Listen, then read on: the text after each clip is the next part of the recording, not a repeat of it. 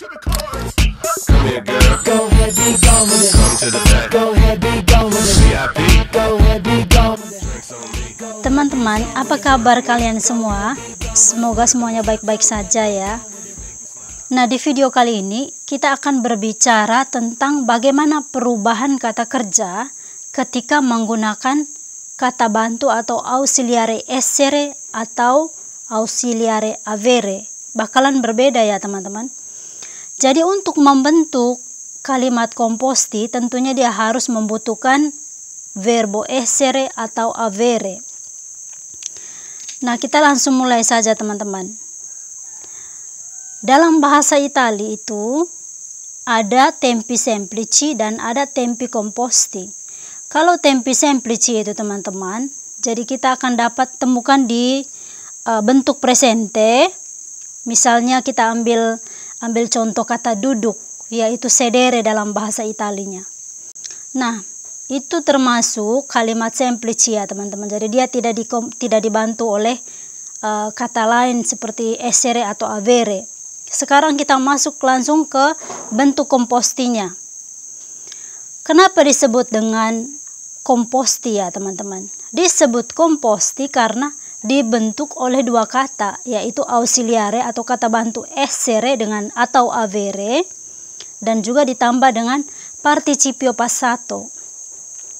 Nah, yang pertama kita perlu lihat, kita perlu cermati apakah verbo sedere ini menggunakan kata bantu essere atau avere. Di video berikutnya kita akan bicara tentang ini ya teman-teman. Ketika menggunakan verbo avere sebagai auxiliare, maka participio passatonya akan berubah menjadi studiare berakhiran are ya teman-teman. Dia di participio passatonya akan menjadi studiato.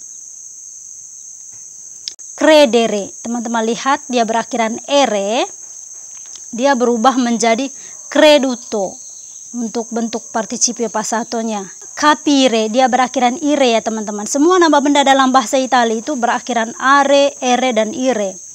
Nah, capire akan berubah menjadi capito. Jadi, io ho studiato, Luca ha creduto, voi avete capito. Kalian sudah mengerti. Jadi teman-teman lihat, io yang saya bicarakan di contoh tadi, io itu saya yang lagi bicara ini adalah seorang perempuan. Luca adalah seorang laki-laki. Dan voi, entah voi yang sedang menonton ini laki-laki atau perempuan, tidak ada perubahan apapun di bagian terakhirnya. Di huruf terakhirnya selalu berakhiran o. Studiato, creduto, capito. Oke teman-teman. Kita lanjut di topik yang berikutnya. Kita akan fokus berbicara tentang penggunaan verbo essere ini karena ini agak sedikit berbeda dengan verbo avere ya teman-teman. Jadi kita perlu bicara banyak tentang verbo essere. Karena itu juga di sisi lain verbo essere ini, essere dan avere selalu digunakan dalam bahasa Itali. Ketika menggunakan essere sebagai auxiliare, participio passatonya akan berbeda teman-teman. Jadi beda dengan yang avere tadi. Kita perlu perhatikan subjeknya dulu atau bendanya. Apakah seorang perempuan? Jika seorang perempuan akan berakhiran a. Jika seorang laki-laki akan berakhiran o. Jika dua orang perempuan atau lebih harus berakhiran e. Jika dua laki-laki atau lebih harus berakhiran i. Jika campuran laki-laki dan perempuan harus berakhiran i juga ya teman-teman. Oke. Il libro è rosso. E ini dari verbo essere ya teman-teman. Il libro è rosso. Jadi o terakhirnya. Bentuk jamaknya misalnya lebih dari satu buku. I libri sono rossi. Jadi dia berubah menjadi i. Dan jika saya bilang pensil dalam bahasa Italia itu matita berakhiran a teman-teman. Jadi dia termasuk kategori feminim. Jadi la matita è nuova.